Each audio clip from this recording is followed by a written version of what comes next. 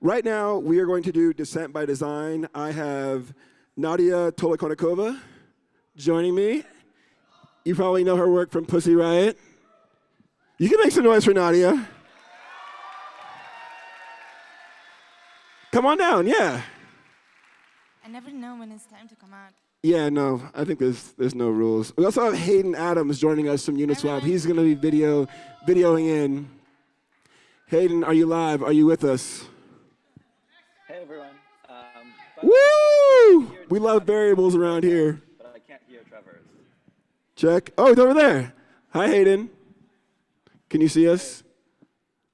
How's it going? Yeah, we're good. I want to ask about that chair behind you, but maybe we'll get straight to the good stuff. Instead of me doing intros for you guys, I would love if you guys could intro yourself. Maybe we'll start with Hayden and work this way. Introduce myself? I can barely hear you, by the way. Oh, sorry. If we could get more audio to Hayden, that'd be wonderful. Yes, if you could please introduce yourself. Yes, intros. Damn, I should be in the Zoom so I could chat you.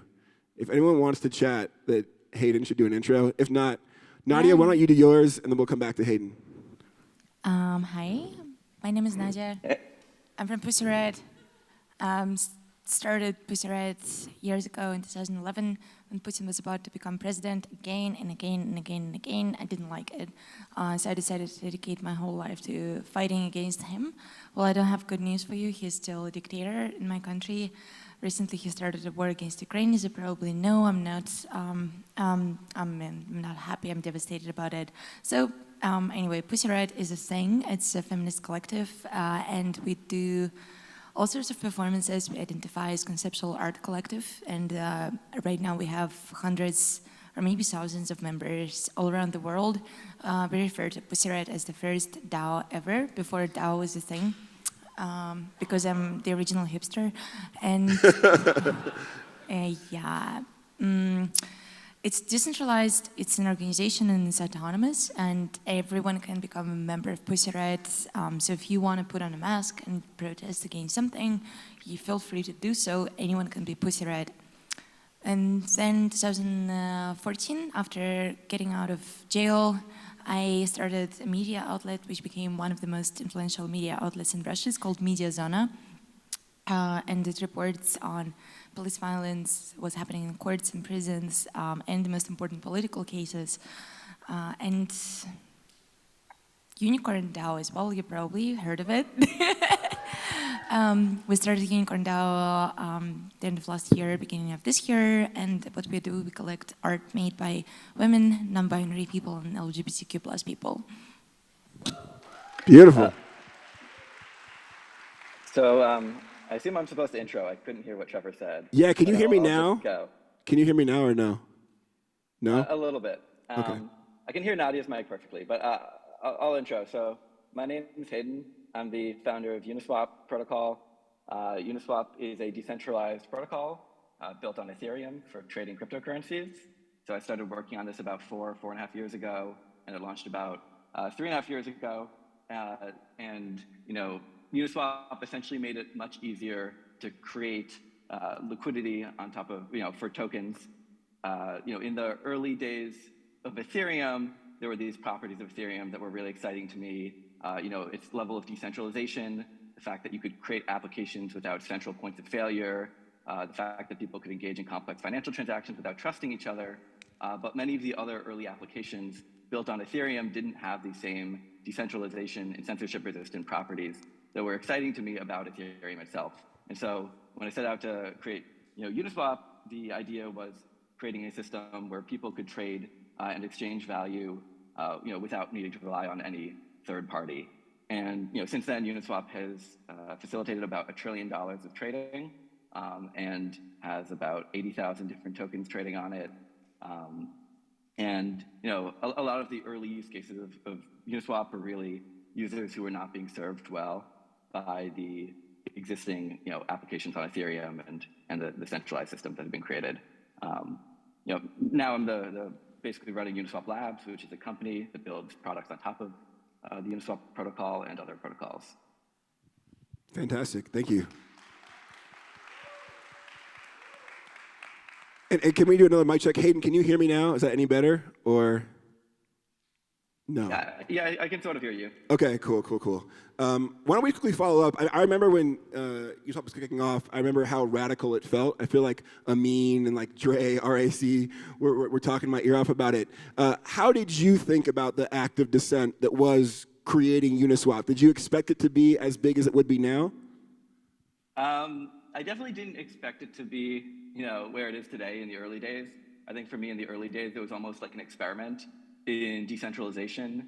And, a lot of the early critique of Uniswap in the beginning was actually around market structure. It was basically the idea of like, this market structure is inefficient. It's not as efficient as high frequency trading. And I think that was actually, correct. But I think what was underestimated about it in the early days is that there were also new fundamental benefits and properties that it provided, namely the ease of creating liquidity, the fact that you didn't have to rely on other third parties. And so what we saw is a lot of these early users, one of the first projects to use Uniswap was actually, the first big project to use Uniswap was BankChain, which at the time was an adult industry project, and they couldn't get listed on any centralized exchange, not because they were breaking the law or doing anything illegal, but because it was in the adult industry. And so centralized exchanges didn't want to be associated with them. And so when Uniswap came out, they were one of the first projects to deposit a lot of liquidity and get early usage.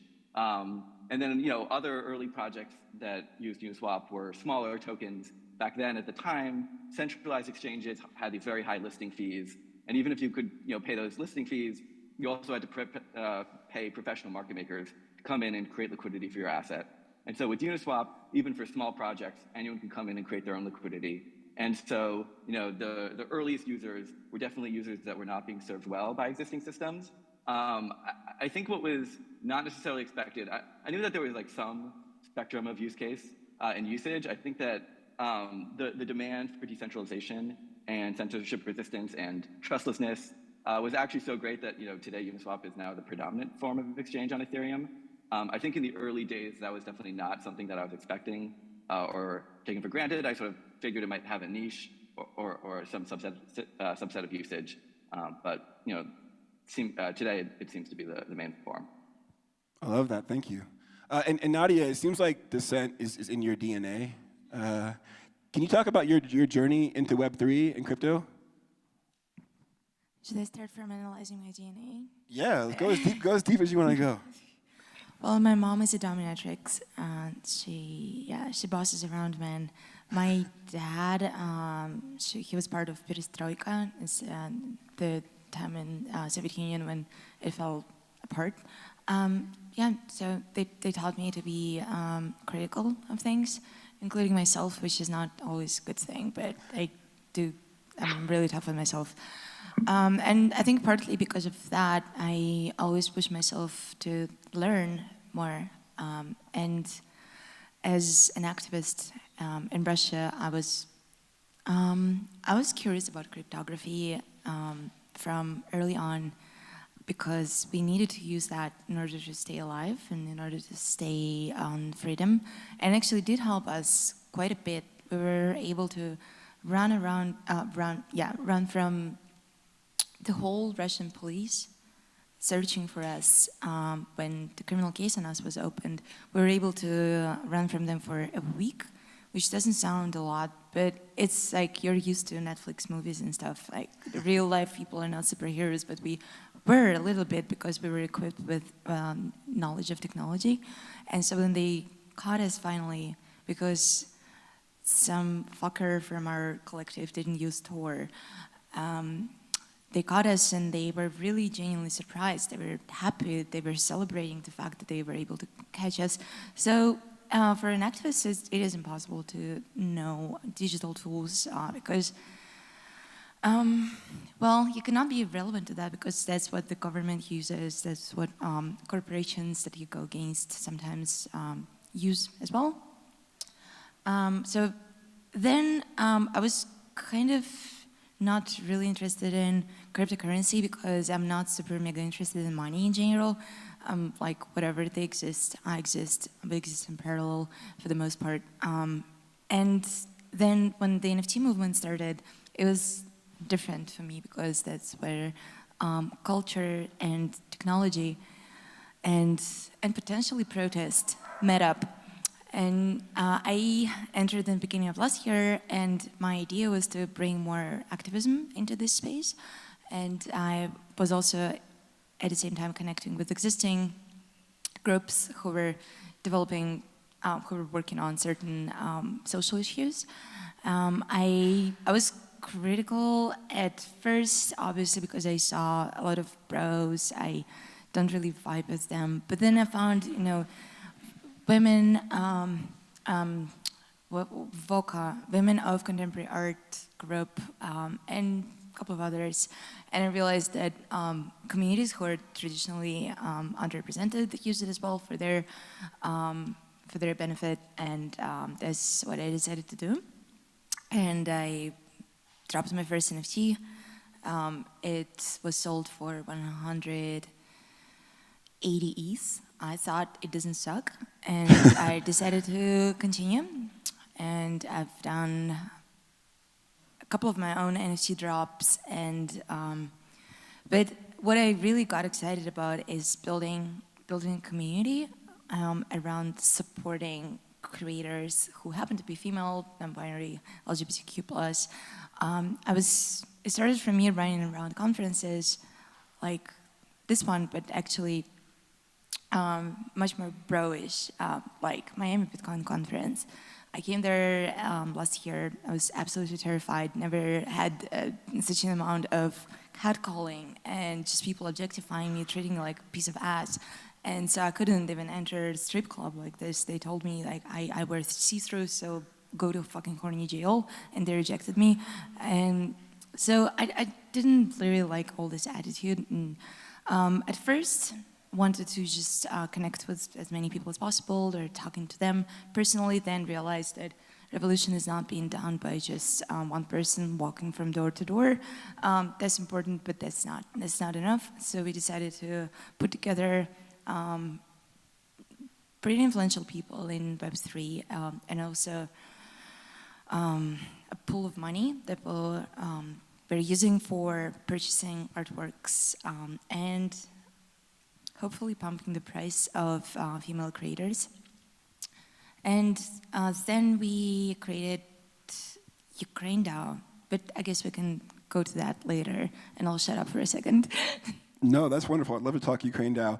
Hayden, one thing that jumped out to me there is I've had conversations today with Meltem, Ashley Tyson in the past about how sometimes it feels like there's two eras of crypto people. There's kind of the permissionless, censorship-resistant people that were interested in kind of maybe some of the libertarian ideals that founded this thing, and a new generation that are interested in kind of creating better economies for creators. And when I hear that Nadya was put off by some of the finance stuff, but NFTs pulled her in, how do you think about even this heightened moment with the Tornado Cash sanctions? How do you think about connecting the dots between new economies for creators and some of these kind of core beliefs around censorship and some of those kind of like OG crypto ideals? Yeah, that's a great question. And I think the way that I think about it is less through like a libertarian lens. I think that the thing that's always excited me about Web3 is, to me, Web3 feels like the internet, where the previous version of the internet empowered people with greater access to information and greater access to communication. To me, Web3 is about empowering people with greater access to ownership and value exchange. And that applies to creators, like Nadya said, to protest, to anyone who's underserved, to the unbanked. So I think, to me, first off, like the internet, as it is today, there's like a long history to where it came. In the early days of the internet, there was a period of time where they thought maybe they were going to outlaw e-commerce because it was too dangerous. And then there was a period in the internet, there was a huge net neutrality fight where it was like, is the internet going to be neutral? And that's sort of an ongoing fight to some extent. And then there's been a fight around encryption, right? Which is, should encryption be legal? So I think that these ideas around to me, this is just like a continuation of that, where this is in the next chapter of the internet, and in order to give people greater access to ownership and value, there's some new fights that need to be had, and there's some old fights that need to be rehashed. And so, to me, it's all the same fight, and it's all about empowering people. And I think that there was the internet was built on these low-level protocols, SMTP, HTTP, and these are like the protocols like Ethereum and Uniswap that are backing the world of Web3. But for the internet to really change the world, it was all about the use cases and the adoption that happened afterwards. And so I think that definitely the next step is, okay, we have these protocols, like they're decentralized. How can we use them to improve people's life? Because I think while I think everyone would argue that the internet was very empowering and generally a good thing, it's not exclusively used for good things, right? It's also same way that it's easier to communicate, it's easier to spread misinformation, and can also be used for bad use cases. And so definitely the people that are building the projects on top of it need to be kind of continuously pushing to make sure that what they're building is built in a way that has a positive impact, because it's not inevitable. Much like how it played out with the internet, where while a lot of the backing protocols are really good, a lot of what's been built on top has sort of deviated from that mission. That's wonderful. I think one of the things I want to speak to there is you mentioned these use cases for helping people, and you highlighted Ukraine DAO. Do you want to speak to some of the use cases that you've seen around Web3, including Ukraine DAO, that have helped with the conflict in Ukraine? Mm-hmm. So Ukraine war happened. It was absolutely heartbreaking. I personally couldn't stop crying for months, and I feel like, I'm not the person who's like the most impacted by this war, but it's one of the biggest tragedies that we're witnessing today in this world, and I think it's just natural to try to help as much as you can. And so me and some friends of mine, like John Caldwell, who is here, we were thinking, how can we help? And we wanted to leverage those connections and those tools that we had. And we already knew a lot about DAOs, a lot about crypto fundraising. And we put it together really quickly in 1 day or two. And we sold it as, so the idea was to sell a flag of, Ukrainian flag, as one-of-one NFT on PartyBid. We created PartyBid, and people started to donate as crazy. One of the biggest donations came actually from OnlyFans, which was totally unexpected, but it turned out that the holder of the owner of OnlyFans happens to be Ukrainian. He donated 500 ETH. At some point it went absolutely insane. People were throwing 10, 20, 30 ETH every single second. We were just seeing this coming in. And we finished raising $7 million in 2 days and dispersed those money.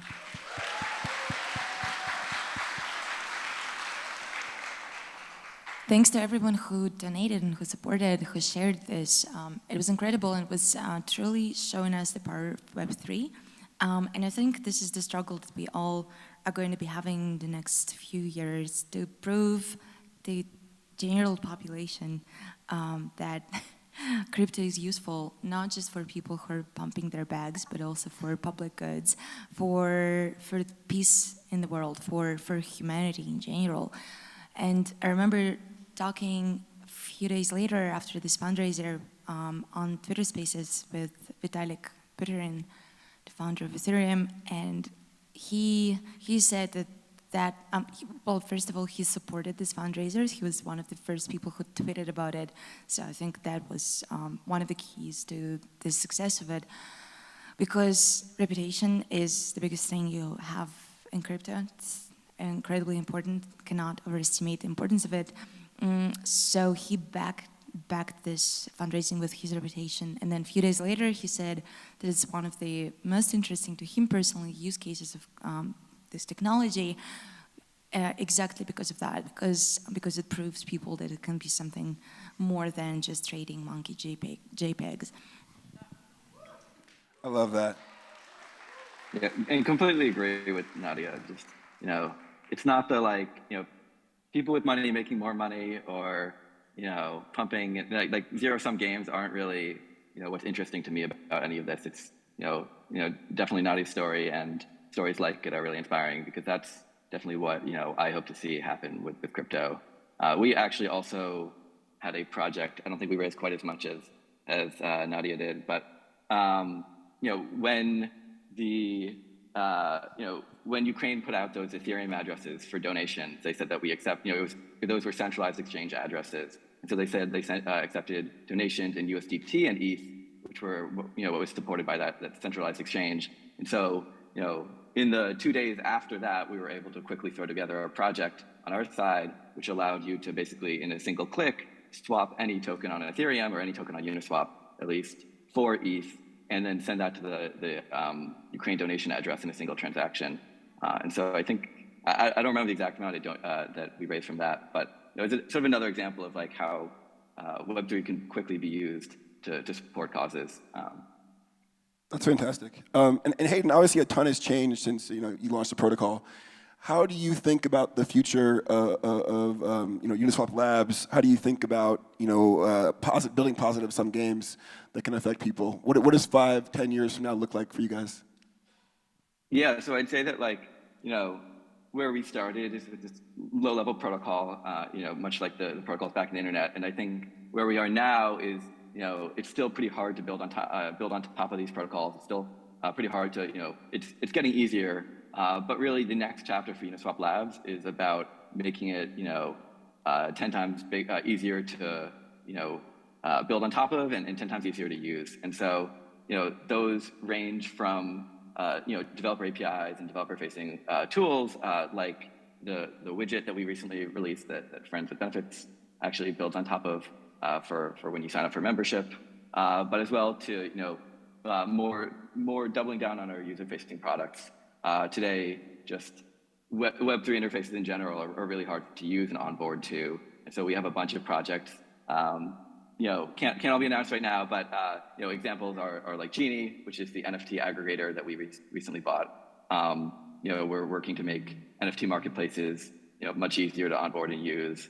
We have a few other projects in the works. And so I think for the next phase for us is about, building experiences that work not just for the millions of users that we have today, but for the billions of users that are eventually going to need to be able to use Web3 and access digital ownership. And so I think in addition to that, we can't just kind of build we can't just build tools in our own silo. We have to kind of engage with the world around us. And so I think that something that I'm really excited about at Uniswap Labs is really just being kind of a company that basically collaborates and builds with other companies and other individuals in mind, and partners with a lot of people and builds and supports a lot of different people. We don't want to build everything ourselves. We want to build the things that help other people. Build all the use cases that will onboard the whole world.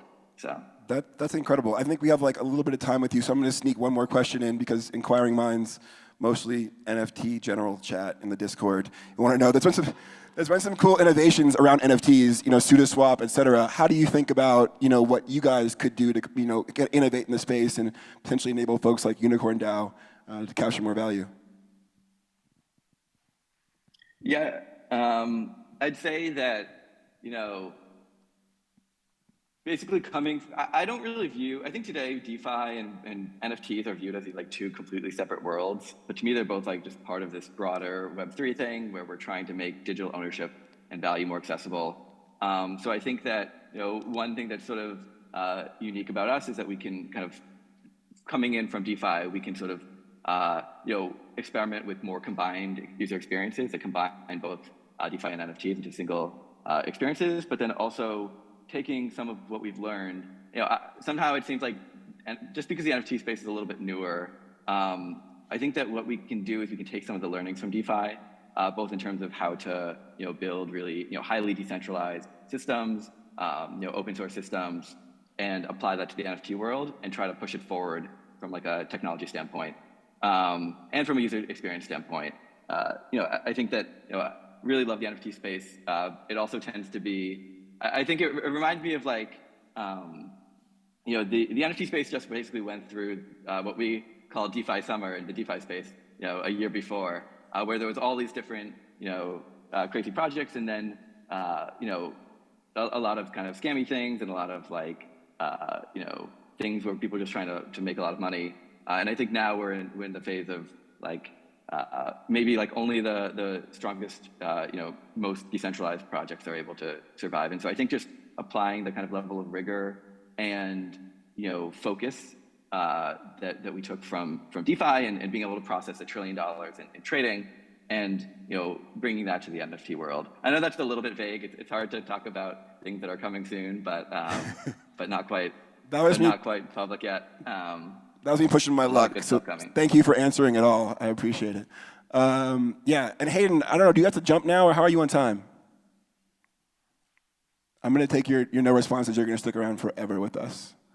But Nadya, my man. Nadya, let's talk about Unicorn DAO. Do you want to talk through the origin a bit, some of the intentions, and maybe what you've learned thus far?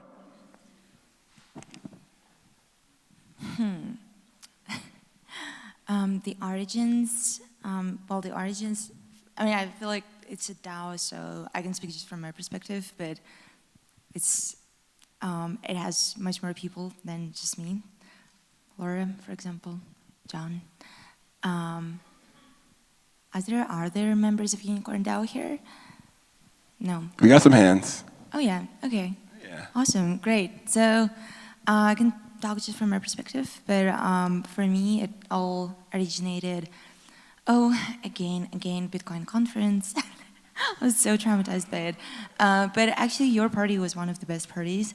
So I actually felt like, yeah, it was. Your party? It was Friends with Benefits, super rare party. I actually let myself go completely wild, and then Nathan from Super Rare sent me pictures months later. I was like, why I was doing acrobatic tricks and cartwheels in the middle of the party. I don't know, but I felt comfortable. And I wanted to create these comfortable places for other people. And I encountered quite a bit of like really weird behavior.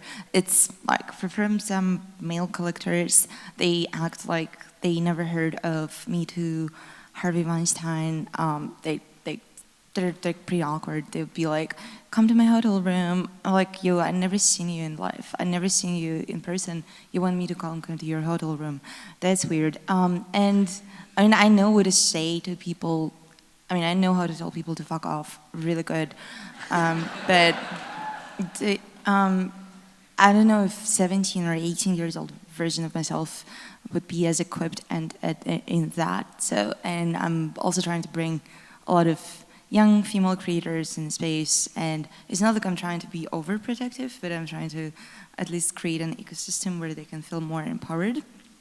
And that's the main goal for me with Unicorn. I guess what I'll learn from it, I don't know, too much. No, we're not going to fit it all here, but I'll rather talk about other projects that we've done with Unicorn that are personally important to me. We created legalabortion.eth as an immediate reaction to Supreme Court decision, which is deeply shameful, absolutely terrible, terrifying, shame, yeah. So, yeah, vasectomy prevents abortion, but also collective action. Thank you, thank you. Next year, vasectomy booth. Do you have a vasectomy booth here at the festival?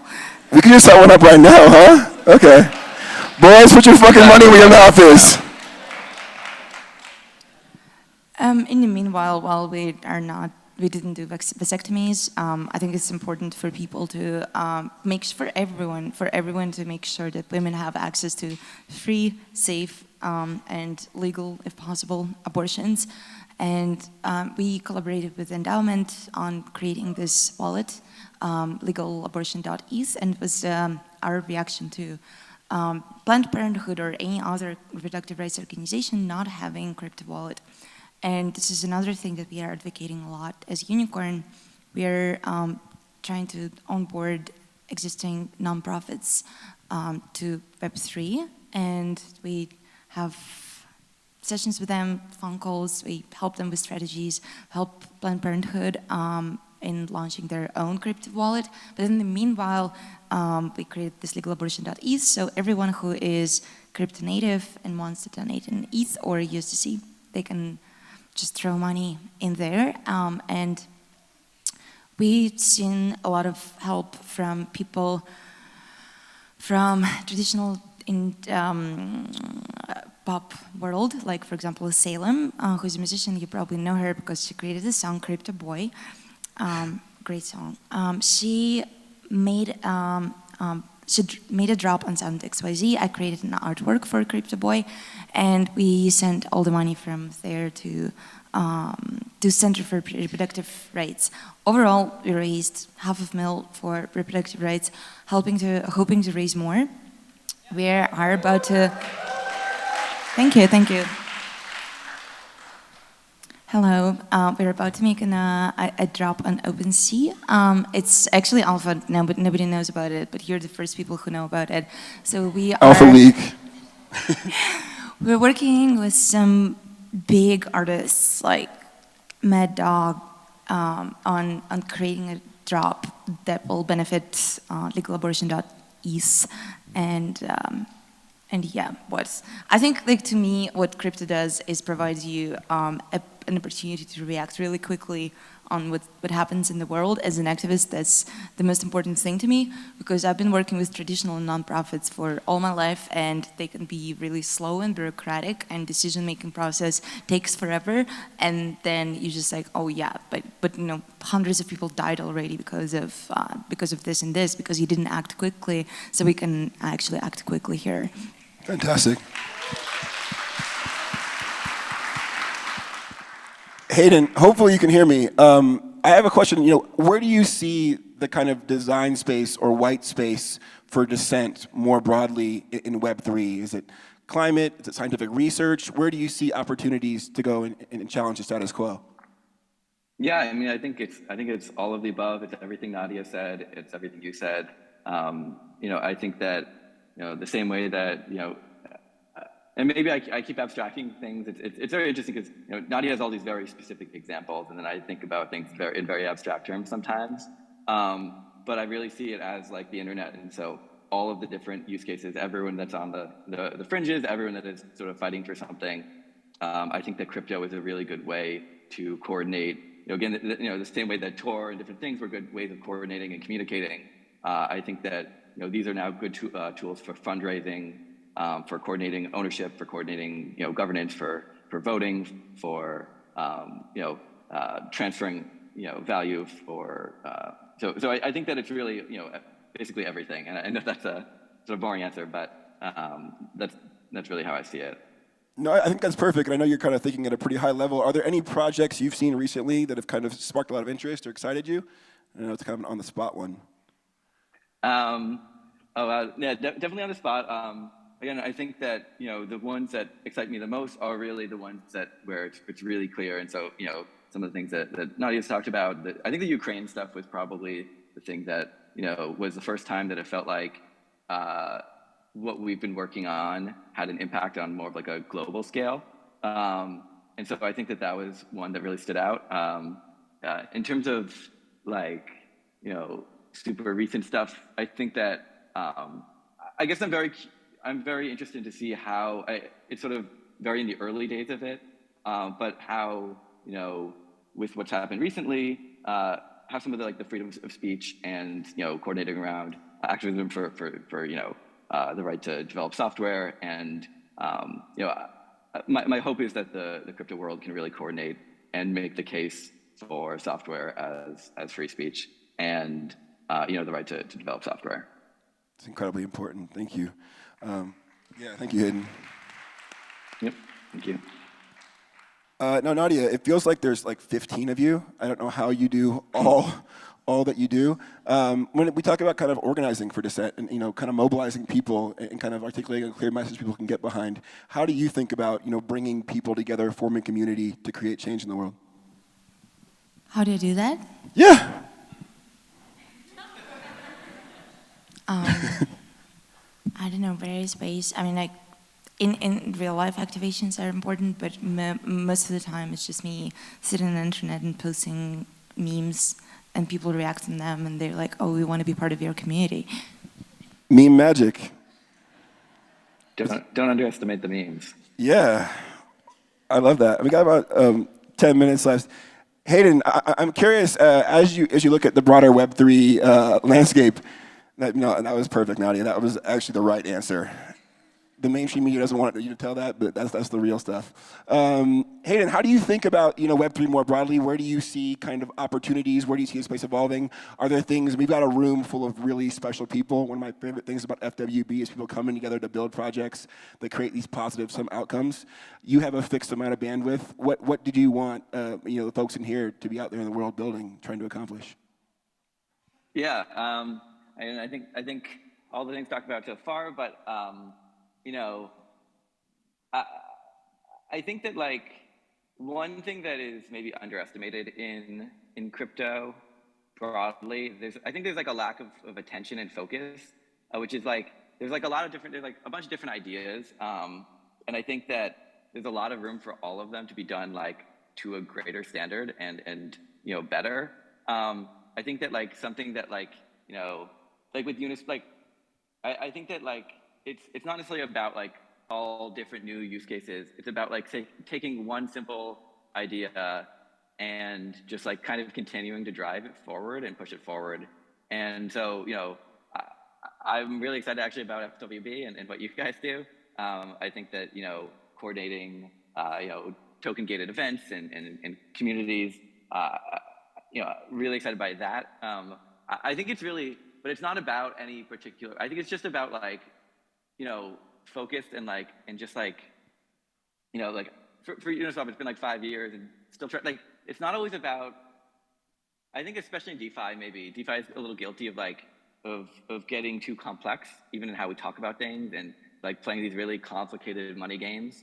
But really like what brings value to people is like simple ideas and like things that people can understand. I think probably a pretty big opportunity is around like education, and just like any project that makes any of this stuff make sense to more people. And so I think that honestly FWB does that as an example because it's like, oh, I can buy this token and now I can go to these things. Like that's a simple idea, but I think simple ideas are like much more powerful than complex ideas. And so maybe just more simple ideas. Fantastic. And Nadya, obviously, something you've done incredibly well is onboard folks from outside the space, especially marginalized people. What do you think folks can be doing, building, creating to get more people into Web3? I think it's important to provide them value, ideally right away.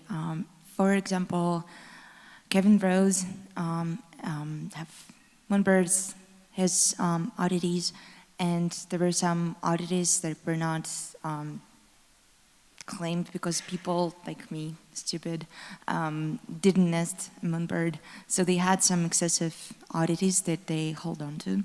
And they decided to spread, like, instead of selling them, for example, they decided to give them to a few communities, including Unicorn. And so I was in charge of spreading, I don't remember, I'm friends with them. I think it was also, what else? What other communities were there? It was 50 Millimeters Collective, done by Raven from Quantum.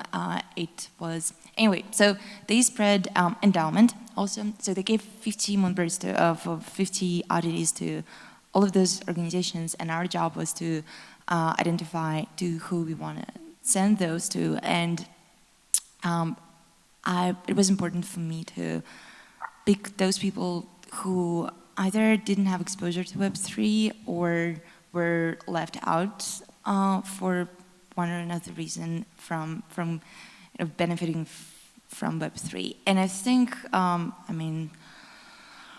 value is the best way to attract people. And also, besides that, okay, like simple example, we're sending an oddity to people who helped us to make an action, who participated with us in an action at Texas State Capitol. We threw 45-feet banner inside of Texas State Capitol. It's a matriarchy now. And it's an amazing collective. It's called IKEA Collective. They're indigenous feminists, and they've never been exposed to crypto, so it's a struggle for them even to start a wallet. But here is you're getting something that's worth $1,000 or a couple of thousands of dollars, so you're more likely to start a wallet, right? And I think another thing is to, for me personally, that it really helps is to explain people about ownership thing.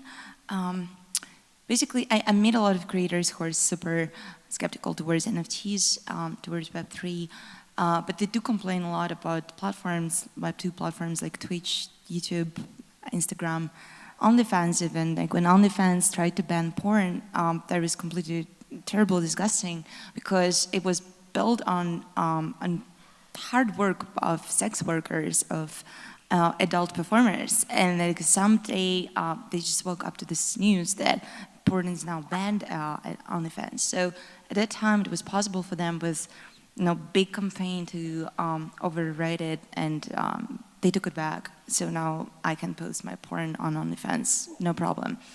By the way, subscribe to my OnlyFans. Let's go. Yeah. So this I have a question for Nadya, but go ahead. Please. So this kind of shit is... It's going to cost you on OnlyFans, okay, buddy? Tip in the messages. It's not expensive. My OnlyFans is $19 a month. It's a few coffees, honestly.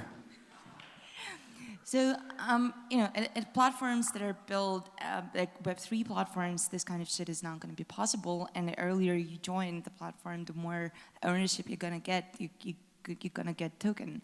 And that means power over the platform. And it means that you're going to be benefiting from the further development of this platform. And it's just dope. I love that. We got a couple. Yeah, go ahead. Sorry, go ahead. Just funny enough, there's actually a very similar analogy to a version of OnlyFans, but you gain tokens over time and then have ownership of the platform. Because I had spoke earlier about how Spank Chain was one of the first adopters of Uniswap protocol, and when we released the Uni token, because they were one of the first adopters and had been such large liquidity providers for so long, they were actually one of the largest recipients of the Uni airdrop. And so we actually found that out because very quickly, because at the very top of the Uni airdrop ranking was an ENS name, which was anal.e, which was the... Shout out to Amin Soleimani, a legend, a god, Wills as well. Yeah, quickly, if you don't know what I mean, you should get familiar. There's some lit Twitters. Quickly, we got a couple of minutes. Any formative literature, movie, books that kind of informed your ability to create or kind of inspire dissent in the world? Go Hayden first. Anything that you read, watched, listened to that made you want to be such a radical? I don't know. I feel like anything I say is going to be 1,000 times less cool than Nadya on this topic.